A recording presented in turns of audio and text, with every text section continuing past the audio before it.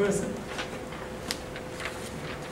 If you go onto a tower, if you go onto a high plateau, or go onto a high slope, you have such a lament. You lament that you don't feel very well because high officials do not recognize you.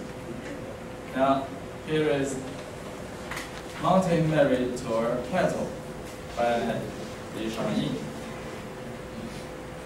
Feeling melancholy one Chinese New Year Eve, I drive my car onto the ancient plateau. The sun in the dusk is marvelous to perceive, yet the dazzling sun is twilight. Yes, so you think it is in twilight, therefore the meaning is that Li Shangyi felt that his old age was coming, so he couldn't become high official anymore. He was lamenting, I have such talent in me, but the emperor doesn't recognize me. Now my eve is coming, my evening is coming. And on the gate tower at Yuzhou, this is a poem translated by Bina. That is, Bina tailored a shirt, tailored a dress for the woman. Let's have a look at the woman. Where before me are the ages that have gone, and where behind me are coming generations. That is, before me I cannot see my ancestors. In Chinese people's perspective, we look at our ancestors before me. To Americans, maybe they look at ancestors after them. And where behind me are the coming generations. Generations are following me. But when we look to the future. When Western people look to the future for the coming generation. So we have different perspectives of the universe. I think of heaven and earth without limits, without end, and all along, and my tears fall down. Tears again. People always have tears. On climbing Yuzhou Terrace, translated by XYZ. XYZ is a great translator of Peking University, which is the top university, something like Ateneo here in China. It is true. Ahead I cannot see the ancient faces, behind I cannot see the human stages. I brought upon the endlessness of nature, lonely and sick and hard, with falling tears. Ascending the watchtower at Yuzhou, where are the sages of the past and those of future years? Sky and earth forever last, lonely I shed sad tears. This translation is very rhythmic and well rhymed and very faithful to the original. But when foreigners read it, they don't know whether it is faithful. When it is beautiful, it might not be faithful.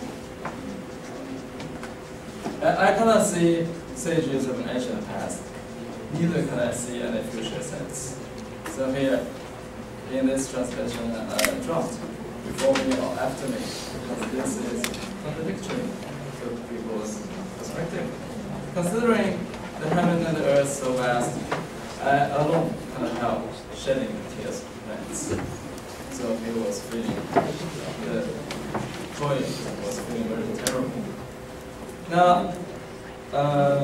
if you wish to know more about Chinese poetry, maybe I think we ought to learn some Chinese, right? In order to know Chinese poetry. Okay? Oh yes, I have a little tablet. If you wish to learn Chinese, yes. Yeah. Learn Chinese and see ancient paintings. The tablet, if you go to China and if you go to Nanjing and dial the number, you can find me because I'm working in a college. And if you go there and dial the number and go to Nanjing, I will entertain you with the best Chinese food. Thank you. Salamat.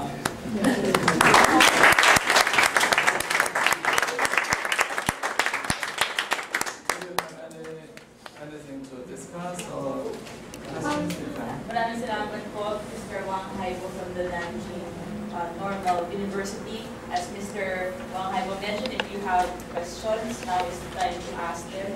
I think we have time for 2 questions. If you have more, I mean, it's really urgent. We can have make room for a 3rd question. Are there questions?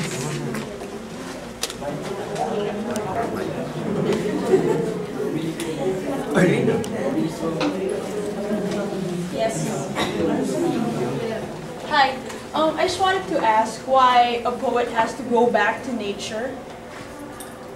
Why a poet has to Go back to nature, and why is there emphasis on like a poet like veering away from society, being a hermit, and all that, right? Or is there? Yeah.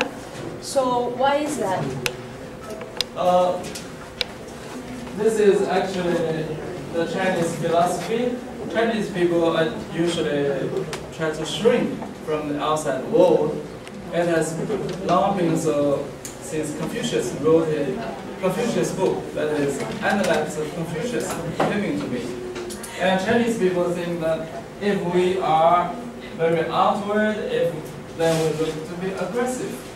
That way people will not like us. So we try to shrink, we try to go to nature, go back to nature. In this way, maybe the emperor will find us. Actually, this is a policy, a kind of strategy in order to be enrolled in the royal court, or at least in some provincial important positions. This is their way of getting employed. Just like today, we try to sell ourselves saying that we have such abilities. In the past, we say we don't have such abilities. This is Chinese philosophy of shrinking into ourselves.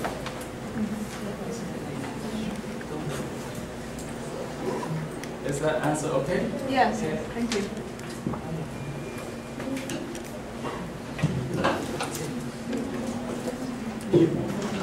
Are there other questions?